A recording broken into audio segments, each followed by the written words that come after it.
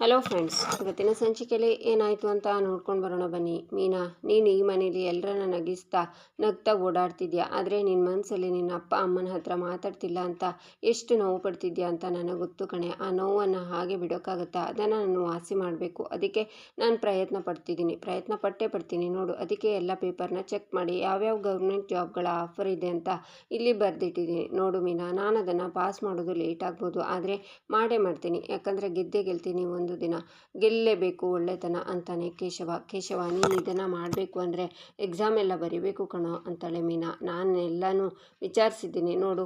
ಮೊದಲು ಈ ಜಾಬ್ ಲಿಸ್ಟಲ್ಲಿ ನನಗೆ ಯಾವ ಸೂಟ್ ಆಗುತ್ತೆ ಅಂತ ಫಿಲ್ಟ್ರ್ ಮಾಡಬೇಕು ನೋಡು. ನಾನು ಇಡೀ ದೊಡ್ಡಬಳ್ಳಾಪುರಕ್ಕೆ ಗಟ್ಟಿ ಗುಂಡಿಗೆ ಗಣಸು. ಈ ಎಕ್ಸಾಮ್ ಪಾಸ್ ಮಾಡದಿರ್ತೀನ ಚಿಲ್ ನಾನು ಈಗ ಯಾಕೆ ಕಳ್ತಿದ್ಯಾ ಅಂತಾನೆ ಕೇಶವ ನಿನಗೆ ಒಂದು HOD ಕೊಡಬೇಕು ಅನ್ನಿಸ್ತಿದೆ, ಕೊಡ್ಲಾ ಅಂತ ಮೀನಾ ಕೇಶವನ ತಪ್ಕೋತಾಳೆ. ಈಚೆ ಪ್ರಿಯಾ ರೂಮಿಗೆ ಬಂದು ಫೋನ್ ನೋಡಿ, ಅಯ್ಯಯ್ಯೋ ಇದೇನು ಇಷ್ಟೊಂದು ಕಾಲ್ಸ್ ಇದೆ, ಇವ್ರು ಫೋನ್ ಮಾಡಿದ್ದಾರೆ, ಅಮ್ಮನೂ ಇಷ್ಟೊಂದು ಸಲ ಮಾಡಿದಾರಲ್ಲ, ಅಮ್ಮಂಗೆ ಮೊದಲು ಫೋನ್ ಮಾಡ್ತೀನಿ ಅಂತ ಮಾಡ್ತಾಳೆ. ಹಲೋ ಸದ್ಯ ಫೋನ್ ಮಾಡಿದ್ಯಲೆ ಅಂತಾರೆ ವೀಣಾ.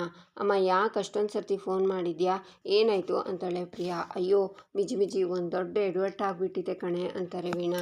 ಏನಮ್ಮ ಇದು, ಪ್ರತಿ ಸರ್ತಿ ನಾನು ಫೋನ್ ಮಾಡಿ ನಿನಗೆ ಹೇಳೋದನ್ನು ನೀನು ನನಗೆ ಹೇಳ್ತಿದ್ಯಾ ಅಂತಾಳೆ ಪ್ರಿಯಾ. ಹೌದು ಕಣೆ, ಅದು ಅಳಿಯಂದರು ಮನೆಗೆ ಬಂದಿದ್ರು ಕಣೆ ಅಂತಾರೆ ವೀಣಾ. ಹೌದಾ, ಏನಂದ್ರಮ್ಮ ಅಂತಾಳೆ ಪ್ರಿಯಾ. ನಿನ್ನ ಆಧಾರ್ ಕಾರ್ಡ್ ಕೇಳಿದ್ರು ಕಣೆ ಅಂತಾರೆ ವೀಣಾ. ಅಮ್ಮ ನೀನು ಕೊಟ್ಟಿಲ್ಲ ತಾನೆ ಅಂತಾಳೆ ಪ್ರಿಯಾ. ಇಲ್ಲ ಕಣೆ ಮಗಳೇ, ಅವ್ರು ದಿಢೀರ್ ಅಂತ ಬಂದು ಕೇಳಿದಾಗ ಏನು ಮಾಡೋದೋ ಗೊತ್ತಾಗಲಿಲ್ಲ. ನಿನಗೆ ಐಡಿಯಾ ಕೊಟ್ಟು ತಲೆಯಲ್ಲಿ ಬುದ್ಧಿ ಕಮ್ಮಿ ಆಗಿಬಿಟ್ಟಿದೆ, ಅದಕ್ಕೆ ಕೊಟ್ಟು ಕಳಿಸ್ದೆ ಕಣೆ ಅಂತಾರೆ ವೀಣಾ. ನಿನಗೇನು ಹೇಳಲಿ ನಾನು, ಯಾಕೆ ಕೊಟ್ಟು ಕಳಿಸ್ದೆ? ಅಲ್ಲಮ್ಮ, ಬೆಳಿಗ್ಗೆ ನಿನಗೆ ಫೋನ್ ಮಾಡಿದಾಗ ನೀ ನನಗೆ ರೋದನೆ ಕೊಡಬೇಡ ಅದು ಇದು ಅಂತ ಹೇಳಿದೆ. ಅದ್ರ ಬದಲು ಒಂದು ಒಳ್ಳೆ ಐಡಿಯಾ ಕೊಟ್ಟಿದ್ರೆ ಏನಾಗ್ತಿತ್ತು? ಹೋಗಿ ನಮ್ಮ ಯಜಮಾನ್ರ ಹತ್ರ ಏನು ಕೊಡಬಾರ್ದು ಅದನ್ನೇ ಕೊಟ್ಟು ಕಳಿಸ್ತಿದ್ಯಾ. ಈಗ ಅವ್ರ ಆಧಾರ್ ಕಾರ್ಡಲ್ಲಿ ನನ್ನ ಡೇಟ್ ಆಫ್ ಬರ್ತ್ ನೋಡಿದರೆ ನಾನು ದೊಡ್ಡವಳು ಅಂತ ಗೊತ್ತಾಗಲ್ವಾ? ಹೋದ ಸಲ ಏನೋ ಹೋಟೆಲ್ನಲ್ಲಿ ತಪ್ಪಿಸ್ಕೊಂಡಿದ್ದೆ, ಇವಾಗ ನಾನು ಏನು ಮಾಡಿ ಸಾಯಲಿ ಹೇಳು? ಎಲ್ಲ ನಿನ್ನಿಂದನೇ ಆಗಿದ್ದು. ಇವಾಗ ನೀನು ನನಗೆ ರೋದನೆ ಕೊಡ್ತಿದ್ಯಾ ನೋಡು ಅಂತಾಳೆ ಪ್ರಿಯಾ. ಹೋಗಲಿ ಬಿಡೆ, ಯಾಕೆ ಇಷ್ಟೊಂದು ಬೈತಿದ್ಯಾ ನೋಡು. ಅಳಿಯಂದ್ರು ಮನೆಗೆ ಬರ್ತಾರೆ, ಅಕಸ್ಮಾತ್ ಏನಾದರೂ ನೀವು ನಿನ್ನ ಹುಟ್ಟಿದ ಇಸ್ವಿ ನೋಡಿದರೆ ಅದನ್ನು ಹೇಗಾದರೂ ಮಾಡಿ ನಿಭಾಯಿಸ್ಕೊಂಡು ಹೋಗ್ಬಿಡು ಮಗಳೇ. ನೀನು ಅವ್ರ ಪ್ರೀತಿ ಹೆಂಡತಿ ಕಣೆ, ಏನು ಹೇಳಿದ್ರು ಅವ್ರು ನಂಬ್ತಾರೆ ಮಗಳೇ ಅಂತಾರೆ ವೀಣಾ. ಅದನ್ನು ನೀನು ಇವಾಗ ಹೇಳ್ಕೊಡೋದು ಬೇಡ, ನಾನು ಏನೋ ಒಂದು ಮಾಡ್ತೀನಿ, ಫೋನ್ ಇಡು ಅಂತ ಕಾಲ್ ಕಟ್ ಮಾಡ್ತಾಳೆ ಪ್ರಿಯಾ. ಈಚೆ ಆಫೀಸಿಂದ ಮಾಧವ ಮನೆಗೆ ಬರ್ತಾನೆ. ಆಗ ನಂದನ್ ಹಾಲಲ್ಲಿ ಇರ್ತಾರೆ. ಮಾಧವ, ನಾವು ರಿಜಿಸ್ಟ್ರಾರ್ ಆಫೀಸಿಗೆ ಹೋಗ್ತಾ ಇದ್ದೀವಲ್ವಾ, ಎಷ್ಟೊತ್ತಿಗೆ ಬರಬೇಕಾಗಿತ್ತು ಅಂತ ಕೇಳಬೇಕಾಗಿತ್ತು ಕಣೋ, ತುಂಬ ಹೊತ್ತು ಕಾಯಿಸ್ಬಿಡ್ತಾರಲ್ಲಿ ಅಂತಾರೆ ನಂದನ್. ಆಗ ಪ್ರಿಯಾ ಗಾಬರಿಯಿಂದ ಬಂದು ಮಾಧವನ್ನೇ ನೋಡ್ತಾಳೆ. ಇಲ್ಲಪ್ಪ, ಆಗಲೇ ಫೋನ್ ಮಾಡಿ ಅಪಾಯಿಂಟ್ಮೆಂಟ್ ತಗೊಂಡಿದ್ದೀನಿ, ನಾಳೆ 11 ಗಂಟೆಗೆಲ್ಲ ಇದ್ಬಿಡೋಕೆ ಹೇಳಿದ್ದಾರೆ ಅಪ್ಪ ಅಂತಾನೆ ಮಾಧವ. ಅಂದಹಾಗೆ ಪ್ರಿಯಾ ಹೇಳ್ತಿದ್ಲು, ಅವಳು ಆಧಾರ್ ಕಾರ್ಡ್ ತವ್ರ ಮನೆಯಲ್ಲಿದೆ ಅಂತ ತರಿಸ್ಕೊಡ್ಯೇನೋ ಅಂತಾರೆ ನಂದನ್. ಆಗ ಪ್ರಿಯನ ಮಾಧವ ಸಿಟ್ಟಿಂದ ನೋಡ್ತಾ, ಹ್ಞೂ ಅಪ್ಪ, ಆಫೀಸ್ ಮುಗಿಸ್ಕೊಂಡು ನೇರವಾಗಿ ಪ್ರಿಯಾ ಅವರ ಅಪ್ಪ ಅಮ್ಮನ ಮನೆಗೆ ಹೋಗಿದ್ದೆ, ಅಲ್ಲೇ ಅವ್ರ ಹತ್ರ ಆಧಾರ್ ಕಾರ್ಡ್ ಇಸ್ಕೊಂಡು ಬಂದಿದ್ದೀನಿ ಅಂತಾನೆ ಮಾಧವ. ಅಯ್ಯೋ, ಇವ್ರು ನನ್ನ ಮಾತಾಡ್ತಾ ಇರೋದು ನೋಡಿದರೆ ನನ್ನ ಡೇಟ್ ಆಫ್ ಬರ್ತ್ ಗೊತ್ತಾಗೋ ಥರ ಇದೆ. ಇವಾಗ ಏನು ಮಾಡಲಿ? ಯಾಕೆ ನಮ್ಮ ಯಜಮಾನ್ರು ಇಷ್ಟು ಸೀರಿಯಸ್ ಆಗಿದ್ದಾರೆ? ಪಕ್ಕ ಅವರಿಗೆ ನನ್ನ ಡೇಟ್ ಆಫ್ ಬರ್ತ್ ಗೊತ್ತಾಗಿದೆ ಅಂತ ಪ್ರಿಯಾ ಯೋಚನೆ ಮಾಡ್ತಾಳೆ. ಸರಿ ಮಾಧವ, ನೀನು ರೆಸ್ಟ್ ಮಾಡು ಅಂತಾರೆ ನಂದನ್. ಸರಿಯಪ್ಪ ಅಂತ ಮಾಧವ ಪ್ರಿಯಾನ್ನೇ ನೋಡ್ತಾ ಹೋಗ್ತಾನೆ. ರೂಮಲ್ಲಿ ಮಾಧವ ಯೋಚನೆ ಮಾಡ್ತಾ ನಿಂತಿರ್ತಾನೆ. ಆಗ ಪ್ರಿಯಾ ಬಂದು, ರೀ ಕಾಫಿ ಏನಾದರೂ ಕುಡಿತೀರಾ? ಇಲ್ಲ ಜ್ಯೂಸ್ ತರಲಾ? ಸರಿ, ಕಾಫಿನೇ ಮಾಡ್ಕೊಂಡು ಬರ್ತೀನಿ ಅಂತಾಳೆ. ಪ್ರಿಯಾ, ನೀನು ಮಾಡಿ ಸರಿನಾ ಅಂತಾನೆ ಮಾಧವ. ಅಯ್ಯಯ್ಯೋ, ಇವರಿಗೆ ನನ್ನ ಏಜ್ ಗೊತ್ತಾಗ್ಬಿಡ್ತಾ? ರೀ, ಯಾವುದ್ರ ಬಗ್ಗೆ ಹೇಳ್ತಿದ್ದೀರಾ ಅಂತಾಳೆ ಪ್ರಿಯಾ. ಆಧಾರ್ ಕಾರ್ಡ್ ಬಗ್ಗೆನೇ ಕೇಳ್ತಿರೋದು ಪ್ರಿಯಾ ಅಂತಾನೆ ಮಾಧವ. ಅಯ್ಯಯ್ಯೋ, ಇವರಿಗೆಲ್ಲ ಗೊತ್ತಾಗಿ ಹೋಗಿದೆ ಅನಿಸುತ್ತೆ, ಇವಾಗ ಏನು ಹೇಳೋದು ಅಂತ ಯೋಚನೆ ಮಾಡ್ತಾಳೆ ಪ್ರಿಯಾ. ಅಲ್ಲ, ನಿನಗೆ ಹೇಳಿದ್ದೆ ಅಲ್ವಾ ತವ್ರ ಮನೆಗೆ ಹೋಗಿ ಆಧಾರ್ ಕಾರ್ಡ್ ತೊಗೊಂಡು ಬಾ ಅಂತ, ನೀನು ಅದನ್ನು ತಂದೆಯೋ ಇಲ್ವೋ ಅಂತ ಕೇಳೋಕೆ ಫೋನ್ ಮಾಡಿದರೆ ಫೋನ್ ತೆಗಿಲಿಲ್ವಲ್ಲ. ನಾನೇ ಹೋಗಿ ಆಧಾರ್ ಕಾರ್ಡ್ ತರೋಣ ಅಂತ ನಿಮ್ಮ ಮನೆಗೆ ಹೋದಾಗ ನಿಮ್ಮ ಅಮ್ಮನ ಹತ್ರ ಕೇಳಿದೆ. ಪ್ರಿಯಾ ಏನಾದರೂ ಈ ವಿಷಯವಾಗಿ ಫೋನ್ ಮಾಡಿದ್ಲಾ ಅಥವಾ ಆಧಾರ್ ಕಾರ್ಡ್ ತಗೊಳ್ಳೋಕೆ ಅವಳೇ ಬಂದಿದ್ಲಾ ಅಂತ? ಅವ್ರು ನೋಡಿದರೆ ನನಗೇನು ಗೊತ್ತೇ ಇಲ್ಲ ಅಂತಿದ್ದಾರೆ. ಪ್ರಿಯಾ ನಿನ್ನ ಹತ್ರನೇ ಮಾತಾಡ್ತಿರೋದು ಅಂತಾನೆ ಮಾಧವ. ಅಲ್ಲ ರೀ ಅಂತ ಪ್ರಿಯಾ ಹೇಳುವಾಗ, ನೋಡು, ನೀನು ಈ ವಿಷಯನ ಸೀರಿಯಸ್ ಆಗಿ ತಗೊಂಡೇ ಇಲ್ಲ ಅನಿಸುತ್ತೆ. ನೀನು ನನ್ನ ಮಾತಿಗೆ ಬೆಲೆ ಕೊಡಲಿಲ್ಲ ಅಂದರೆ ಪರವಾಗಿಲ್ಲ, ನಮ್ಮ ಅಪ್ಪನ ಮಾತಿಗಾದರೂ ಬೆಲೆ ಕೊಡು. ನಾವು ಅವ್ರ ಮಾತಿಗೆ ಮರ್ಯಾದೆ ಕೊಡದೆ ಹೋದರೆ ಅವರಿಗೆ ಬೇಜಾರಾಗುತ್ತೆ. ಅದು ಅಲ್ಲದೆ ಅವರಿಗೆ ಅಗೌರವ ತೋರಿಸೋಕ್ಕಾಗಲ್ವಾ? ಪ್ರಿಯಾ, ನಾಳೆನೇ ರಿಜಿಸ್ಟ್ರೇಷನ್ ಇರೋದು, ಯಾಕೆ ಅಷ್ಟೊಂದು ಆಲಸ್ಯತನ ಮಾಡ್ತಿದ್ಯಾ ಅಂತಾನೆ ಮಾಧವ. ಹಾಗೆಲ್ಲ ಏನೂ ಇಲ್ಲ ರೀ, ಬೆಳಗ್ಗೆಯಿಂದ ಕೆಲಸ ಜಾಸ್ತಿ ಇತ್ತು, ಅದಕ್ಕೆ ಹೋಗೋಕ್ಕಾಗಲಿಲ್ಲ, ನೀವು ಬೇಜಾರು ಮಾಡ್ಕೋಬೇಡ್ರಿ ಅಂತ. ಸದ್ಯ ಇವ್ರು ನನ್ನ ಡೇಟ್ ಆಫ್ ಬರ್ತು ನಾ ಈ ಸಲನೂ ನೋಡಿಲ್ಲ ಅಂತ ಯೋಚನೆ ಮಾಡ್ತಾ ಕೋಪ ಮಾಡ್ಕೋಬೇಡಿ, ಇನ್ನೊಂದು ಸಲ ಹೀಗೆ ಮಾಡಲ್ಲ, ಸಾರಿ ರೀ ಅಂತಾಳೆ ಪ್ರಿಯಾ. ಸರಿ ಅಂತಾನೆ ಮಾಧವ. ರೀ ಆಧಾರ್ ಕಾರ್ಡನ್ನು ಕೊಡಿ, ನಾನೇ ಎತ್ತಿಟ್ಕೊಳ್ತೀನಿ ಅಂತಾಳೆ ಪ್ರಿಯಾ.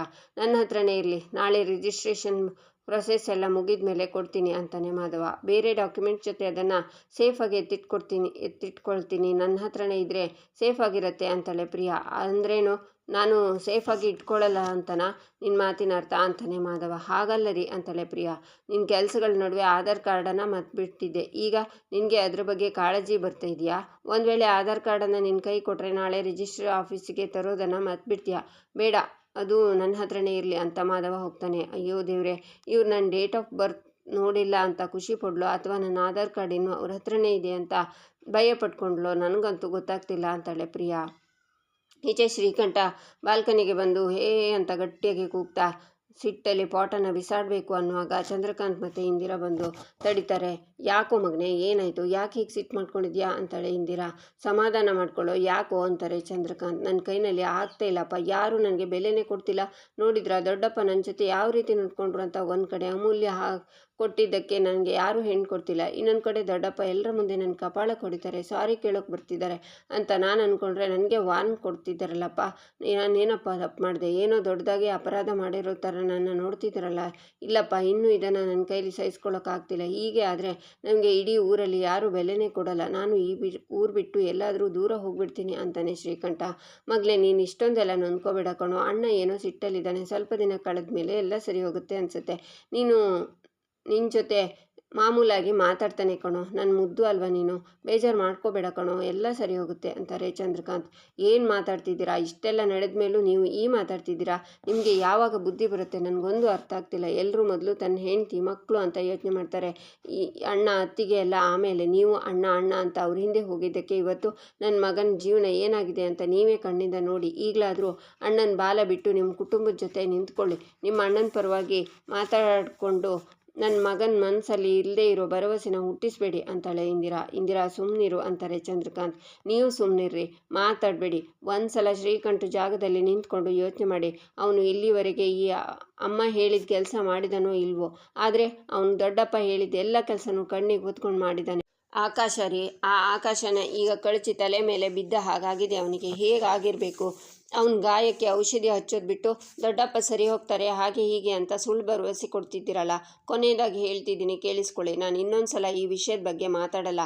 ನೀವು ಮಾತಾಡ್ತಾ ಇರೋದು ಚೂರು ಸರಿ ಇಲ್ಲ. ಬಾರೋ ಅಂತ ಇಂದಿರಾ ಶ್ರೀಕಂಠನ ಹೇಳ್ಕೊಂಡು ಹೋಗ್ತಾರೆ. ಈಚೆ ಹಾಲ್ನಲ್ಲಿ ಎಲ್ಲರೂ ಇರ್ತಾರೆ. ಸುಂದರ ಸೋಫಾ ಮೇಲೆ ಕೂತ್ಕೊಂಡು, ಎಲ್ಲರೂ ಬಂದಾಯ್ತಾ, ಒಂದು ಮುಖ್ಯವಾದ ವಿಷಯ ಹೇಳಬೇಕಿತ್ತು ಅಂತಾನೆ. ಏನು ಮಾವ ಅದು ಅಂತಾನೆ ಕೇಶವ. ತುಂಬ ಗಂಭೀರವಾದ ವಿಚಾರ, ಭಾವನೆ ಬಂದು ಹೇಳ್ತಾರೆ ಅಂತ ಆಚೆ ಹೋಗಿ ನಿಂತ್ಕೋತಾನೆ ಸುಂದರ. ಆಗ ನಂದನ್ ಬಂದು ಕೂತ್ಕೋತಾರೆ. ರೀ, ಎಲ್ಲರನ್ನೂ ಬರೋಕ್ಕೆ ಹೇಳಿದ್ರಲ್ಲ, ಏನು ವಿಷಯ? ನಾಳೆ ರಿಜಿಸ್ಟ್ರ್ ಆಫೀಸಿಗೆ ಹೋಗ್ತಿದ್ದೀವಲ್ವಾ ಅಂತಾರೆ ವೀಣಾ. ಹಾಂ, ಹೋಗ್ತಾ ಇದ್ದೀವಿ, ಆದರೆ ನಾನು ಆ ವಿಷಯ ಮಾತಾಡೋಕ್ಕಲ್ಲ ಕರೆದಿದ್ದು, ಬೇರೆ ವಿಷಯ ಮಾತಾಡೋಕ್ಕೆ. ನನ್ನ ಬ್ಯಾಂಕ್ ಅಕೌಂಟಲ್ಲಿ 10,000 ಇಲ್ಲ ಅಂತ ಹೇಳ್ತಿದ್ನಲ್ಲ ಗಿರಿಜಾ, ಅದ್ರ ಬಗ್ಗೆ ಕೂಲಂಕುಷವಾಗಿ ಎಲ್ಲ ಗಮನಿಸಿದೆ. ಅವತ್ತು ನಿನ್ನ ಕಡೆ ಮಗ ಬಂದಿದ್ನಲ್ಲ ಅಂಗಡಿಗೆ, ಅವತ್ತಿನ ದಿವಸನೇ 10,000, ಅದ್ರ ಜೊತೆಗೆ 1,000 ಕಾಣೆಯಾಗಿರೋದು. ಅವ್ನು ಬರೋ ಹಿಂದಿನ ದಿವಸ ನಾನು ರಕ್ಷಣೆ ಹತ್ರ ಎಲ್ಲ ಲೆಕ್ಕಾಚಾರ ಮಾಡಿಸಿದ್ದೆ. ಬ್ಯಾಂಕಲ್ಲಿ ಎಷ್ಟು ದುಡ್ಡಿದೆ ಅಂತ ನನಗೆ ಗೊತ್ತಿತ್ತು. ಅವ್ನು ಬಂದು ಹೋದ್ಮೇಲೆ ಲೆಕ್ಕಾಚಾರದಲ್ಲಿ ವ್ಯತ್ಯಾಸ ಕಾಣ್ತಿರೋದು. ನೋಡು ಗಿರಿಜಾ, ನಿನ್ನ ಮಗ 10,000 ತೊಗೊಂಡಿದ್ರೆ ಒಪ್ಕೊಳ್ಳೋಕೆ ಹೇಳು. ನಾನು ನಾಳೆ ಬ್ಯಾಂಕ್ ಹೋಗಿ ಅದು ನಿಜ ಗೊತ್ತಾದರೆ ಪರಿಸ್ಥಿತಿ ನೆಟ್ಟಗಿರೋದಿಲ್ಲ ಅಂತಾರೆ ನಂದನ್. ಅಂದರೆ ಚಿಕ್ಕು ನನಗೆ ಹೆಲ್ಪ್ ಮಾಡೋಕ್ಕೋಸ್ಕರ ನನ್ನ ಅಕೌಂಟಿಂದ ದುಡ್ಡು ತಗೊಂಡ ಅಂತ ಮಾಧವ ಯೋಚನೆ ಮಾಡ್ತಾನೆ. ನಮ್ಮ ವಲ್ಲಭ ಅಂತ ಕೆಲಸ ಮಾಡೋಕ್ಕೆ ಸಾಧ್ಯ ಇಲ್ಲ ರೀ ಅಂತಾರೆ ಗಿರಿಜಾ. ನೀನೇ ಮಾತಾಡಿದರೆ ಹೇಗೆ ಗಿರಿಜಾ? ಅವ್ನು ನೋಡು ಹೇಗೆ ನಿಂತಿದ್ದಾನೆ, ಕಳ್ಳನ ಥರ. ಅವನು ತಾನೇ ಉತ್ತರ ಕೊಡಬೇಕು ಅಂತಾರೆ ನಂದನ್. ಮಾವ ಪ್ಲೀಸ್, ನೀವು ವಲ್ಲಭನ ಪದೇ ಪದೇ ಕಳ್ಳ ಅಂತ ಹೇಳಬೇಡಿ ಮಾವ, ಅದನ್ನು ಕೇಳೋದಕ್ಕೆ ತುಂಬ ಕಷ್ಟ ಆಗುತ್ತೆ. ಯಾಕೆ ಮಾವ, ಎಲ್ಲಿ ಏನೇ ತಪ್ಪಾದರೂ ಅದು ವಲ್ಲಭನೇ ಮಾಡಿದ್ದು ಅಂತ ಹೇಳ್ತೀರಾ? 10,000 ಕಾಣೆಯಾಗಿದೆ ಅಂದರೆ ಅದು ವಲ್ಲಭನೇ ತಗೊಂಡಿದ್ದಾನೆ ಅಂತ ಹೇಗೆ ಹೇಳ್ತೀರಾ? ಬೇರೆ ಏನು ಖರ್ಚಿಗೆ ಇರಲ್ವಾ ಅಂತಾಳೆ ಅಮೂಲ್ಯ. ಹೇಗೆ ಖರ್ಚಾಗುತ್ತೆ? ಅದು ಒಂದೊಂದು ರೂಪಾಯಿಗೂ ನಾನು ಲೆಕ್ಕ ಬರ್ತಿದ್ದೀನಿ. ಅದರಲ್ಲಿ 10,000 ರೂಪಾಯಿ ಲೆಕ್ಕ ಬರೆಯಲ್ವಾ ನಾನು? ಇದು ನನ್ನಿಂದ ಖರ್ಚಾಗಿರೋದು, ನನಗೆ ಗೊತ್ತಿಲ್ಲದೆ ಖರ್ಚಾಗಿರೋದು ಅಲ್ಲ. ಇದು ನನಗೆ ಗೊತ್ತಿಲ್ಲದೆ ನಾನು ದುಡ್ಡು ತೆಗೆದಿರೋದು. ಈ ಮನೇಲಿ ಅವನು ಬಿಟ್ಟರೆ ಬೇರೆ ಯಾರೂ ಈ ಕೆಲಸ ಮಾಡೋಕ್ಕೆ ಸಾಧ್ಯನೇ ಇಲ್ಲ. ನೋಡು, ನಿನಗೆ ನಿನ್ನ ಗಂಡನ ಬಗ್ಗೆ ಇಂಥ ಮಾತನ್ನು ಕೇಳಿಸ್ಕೊಳ್ಳೋಕ್ಕೆ ನೋವಾಗ್ಬೋದು. ನಿನಗಿಂತ ನಿನ್ನ ಗಂಡನ ಬಗ್ಗೆ ನನಗೆ ಚೆನ್ನಾಗಿ ಗೊತ್ತು ಅಂತಾರೆ ನಂದನ್. ನೀವೇನೇ ಹೇಳಿ ಮಾವ, ವಲ್ಲಭ ಈ ದುಡ್ಡನ್ನು ತೆಗೆದಿರೋದಕ್ಕೆ ಸಾಧ್ಯನೇ ಇಲ್ಲ. ಅವನು ಅಷ್ಟು ಹಾನೆಸ್ಟ್. ವ್ಯಕ್ತಿ ನಾನು ಇಲ್ಲಿವರೆಗೆ ನೋಡೇ ಇಲ್ಲ. ಅಲ್ಲ, ಅಂಗಡೀಲಿ ಯಾವಾಗಲೂ ಚಿಕ್ಕಪ್ಪ ಇರ್ತಾರಲ್ಲ, ಅವ್ರ ಮೇಲೆ ಯಾಕೆ ನಿಮಗೆ ಡೌಟ್ ಬರ್ತಿಲ್ಲ ಅಂತಾಳೆ ಅಮೂಲ್ಯ. ಆಗ ಸುಂದರ, ವಲ್ಲಭ ನಿನ್ನ ಹೆಂಡ್ತಿ ನಿನ್ನ ಉಳ್ಸೋಕೆ ನನ್ನ ಮೆಟ್ಲು ಮಾಡ್ಕೋತಿದ್ದಾಳಲ್ಲೋ ಅಂತಾನೆ. ಆದರೂ ವಲ್ಲಭ, ನಿನ್ನ ಹೆಂಡ್ತಿ ಸ್ಮಾರ್ಟ್ ಕಣೋ, ನಮ್ಮ ಬಾಸ್ ಯಾರು ಅಂತ ಗೊತ್ತಾಗಿದೆ ಅಂತಾನೆ ಕೇಶವ. ಅದೇನು ಬೇಕಿದ್ರೂ ಆಗಿರ್ಬೋದು ಮಾವ, ಆದರೆ ವಲ್ಲಭ ಈ ದುಡ್ಡನ್ನು ತಗೊಂಡಿರೋಕ್ಕೆ ಸಾಧ್ಯನೇ ಇಲ್ಲ. ನಿಮ್ಮ ಪ್ರಕಾರ ವಲ್ಲಭ ದುಡ್ಡು ತಗೊಂಡಿದ್ದಾನೆ ಅಂದಮೇಲೆ ಅವನು ಬೆಳಿಗ್ಗೆಯಿಂದ ಮಧ್ಯಾಹ್ನದವರೆಗೆ ಕಾಲೇಜಲ್ಲಿದ್ದು ಮಧ್ಯಾಹ್ನದಿಂದ ಸಂಜೆವರೆಗೂ ಡೆಲಿವರಿ ಕೆಲಸ ಮಾಡಿ ಸಂಜೆಯಿಂದ ರಾತ್ರಿವರೆಗೆ ಡ್ರೈವಿಂಗ್ ಕೆಲಸ ಮಾಡಬೇಕು. ಅವನು ಕಳ್ತನನೇ ಮಾಡ್ತಾ ಇದ್ದಾನೆ ಅಂದ್ಕೊಳ್ವಾ. ಅವನು ಸ್ವಾಭಿಮಾನದಿಂದ ಇಷ್ಟು ಯಾಕೆ ದುಡಿಬೇಕಿತ್ತು ಮಾವ? ಅವನು ಕಳ್ತನನೇನೋ ಮಾಡಿಕೊಂಡು ಆರಾಮಾಗಿರ್ಬೋದಿತ್ತಲ್ವಾ? ನೋಡಿ ಮಾವ, ನಿಮಗೆ ಪ್ರತಿ ತಿಂಗಳು 8,500 ಕೊಡಬೇಕು ಅಂತ ಅವನು ಕಮಿಟ್ ಆಗಿದ್ದಾನೆ. ಅದಕ್ಕೆ ಇಷ್ಟೆಲ್ಲ ದುಡಿತಿದ್ದಾನೆ. ಹಾಗಿದ್ಮೇಲೆ ಅವನು ಕಳ್ಳತನ ಯಾಕೆ ಮಾಡಬೇಕು? ಅವನು ಈ ಥರ ಮಾಡೋಕ್ಕೆ ಸಾಧ್ಯನೇ ಇಲ್ಲ. ಪ್ಲೀಸ್ ಮಾವ, ನಿಮ್ಮ ಕೈ ಮುಗಿ ಕೇಳ್ಕೊತೀನಿ, ಇನ್ಮೇಲೆ ವಲ್ಲಭನ ಮೇಲೆ ಈ ಥರ ಡೌಟ್ ಪಡಬೇಡಿ ಅಂತಾಳೆ ಅಮೂಲ್ಯ. ಆಯಿತು, ಇದ್ರ ಬಗ್ಗೆ ನಾನು ಹೆಚ್ಚು ನಿಮ್ಮ ಜೊತೆ ಮಾತಾಡೋದಿಲ್ಲ. ಬ್ಯಾಂಕಿಗೆ ಹೋಗಿ ಬರ್ತೀನಲ್ಲ, ಆಗ ಗೊತ್ತಾಗುತ್ತೆ. ಅಲ್ಲಿವರೆಗೂ ಸುಮ್ಮನೆ ಇರ್ತೀನಿ. ಸತ್ಯ ಬೆಳಕಿಗೆ ಬಂದ ಮೇಲೆ ಮಾತಾಡ್ತೀನಿ ಅಂತ ಹೋಗ್ತಾರೆ ನಂದನ್. ಬಾಸ್, ನಿನ್ನ ಜೊತೆ ಒಂದು ತುರ್ತು ಸಭೆ ನಡೆಸಬೇಕು, ಬನ್ನಿ ಹೋಗೋಣ ಅಂತ ಕೇಶವ ಸುಂದರನ್ನ ಹೇಳ್ಕೊಂಡು ಹೋಗ್ತಾನೆ. ವಲ್ಲಭನು ಹೋಗ್ತಾನೆ. ಪರವಾಗಿಲ್ಲ ಅಮ್ಮು, ಗಂಡನ ವಹಿಸ್ಕೊಂಡು ಮಾವನ ಎದುರುಗಡೆ ಮಾತಾಡ್ಬಿಟ್ಟಿಯಲ್ಲ ಅಂತಾಳೆ ಮೀನಾ. ಇನ್ನೇನಕ್ಕ, ಎಲ್ಲ ವಿಷಯಕ್ಕೂ ನನ್ನ ಗಂಡನ್ನೇ ಬಲಿಪಶು ಮಾಡಿದರೆ ನನಗೆ ಕೋಪ ಬರಲ್ವಾ ಹೇಳಿ ಅಂತಾಳೆ ಅಮೂಲ್ಯ. ಅಮ್ಮು, ನೀನೇನೆ ಇಷ್ಟು ಹೊತ್ತು ಮಾತಾಡಿದ್ದು, ನೀನು ನೋಡ್ತಿದ್ರೆ ಭಯ ಆಗ್ತಿದೆ ಕಣೆ ಅಂತಾರೆ ಗಿರಿಜಾ. ಎಲ್ಲ ನಿಮ್ಮಿಂದನೇ ಆಗಿದ್ದು ಅತ್ತೆ, ಗಂಡನ ಕಂಟ್ರೋಲ್ನಲ್ಲಿ ಇಟ್ಕೊಳ್ಳೋಕ್ಕಾಗಲ್ವ ನಿಮಗೆ? ಎಲ್ಲ ನನ್ನ ಕರ್ಮ ಅಂತ ಹೋಗ್ತಾಳೆ ಅಮೂಲ್ಯ. ಈಚೆ ವಲ್ಲಭ ರೂಮಲ್ಲಿ, ನಿನಗೆ ಬರೀ ಮ್ಯಾವ್ ಮ್ಯಾವ್ ಕುಯ್ ಕುಯ್ ಅಂತ ಸೌಂಡ್ ಮಾಡೋಕ್ಕೆ ಬರುತ್ತೆ ಅಂತ ಅಂದ್ಕೊಂಡಿದ್ದೆ, ಆದರೆ ಏನಿವತ್ತು ಈ ಥರ ಗರ್ಜಿಸ್ಬಿಟ್ಟಿಯಲ್ಲ, ಅದು ನಮ್ಮ ಅಪ್ಪನ ಮುಂದೆ. ನನ್ನ ಮೇಲೆ ನಿನಗೆ ಅಷ್ಟೊಂದು ನಂಬಿಕೆನಾ ಅಂತಾನೆ ವಲ್ಲಭ. ಆದರೆ ಈಗ ಲೈಟಾಗಿ ಡೌಟ್ ಬರ್ತಿರೋದು ನಿಜಾನೇ ಅಂತಾಳೆ ಅಮೂಲ್ಯ. ನನ್ನ ಮೇಲೆ ಡೌಟಾ ಅಂತಾನೆ ವಲ್ಲಭ. ನಿಜ ಹೇಳು ವಲ್ಲಭ, ಮಾವನ ಅಕೌಂಟಿಂದ 10,000 ತೆಗೆದಿರೋದು ನೀನೇನಾ ಅಂತಾಳೆ ಅಮೂಲ್ಯ. 10,000ನ ನಾನ್ಯಾಕೆ ತಗೊಳ್ಳಿ ಅಂತಾನೆ ವಲ್ಲಭ. ಇಲ್ಲ ವಲ್ಲಭ, ಸುಮ್ಮನೆ ನಿನ್ನ ಯಾರಾದರೂ ಬ್ಲೇಮ್ ಮಾಡಿದರೆ ನೀನು ಅದನ್ನು ಸಹಿಸ್ಕೊಳ್ಳೋ ಜಾಯಮಾನದವನೇ ಅಲ್ಲ. ಈ ಮನೆಯಲ್ಲಿ ಮಾವನ ಎದುರುಗಡೆ ಧೈರ್ಯವಾಗಿ ಮಾತಾಡೋದು ನೀನು ಒಬ್ಬನೇನೆ. ಅಂಥದ್ರಲ್ಲಿ ಮಾವ ಅಷ್ಟೆಲ್ಲ ಬೈಯುವಾಗ ಸುಮ್ಮನೆ ನಿಂತಿದ್ದೆ ಯಾಕೆ? ನಾನು ನೋಡಿರೋ ಪ್ರಕಾರ ಮಾವ ಯಾವ ವಿಷಯನ ಮಾಡಬೇಡ ಅಂತಿದ್ರು ಅದೇ ವಿಷಯನ ಧೈರ್ಯವಾಗಿ ಮಾಡ್ತಿದ್ದೆ.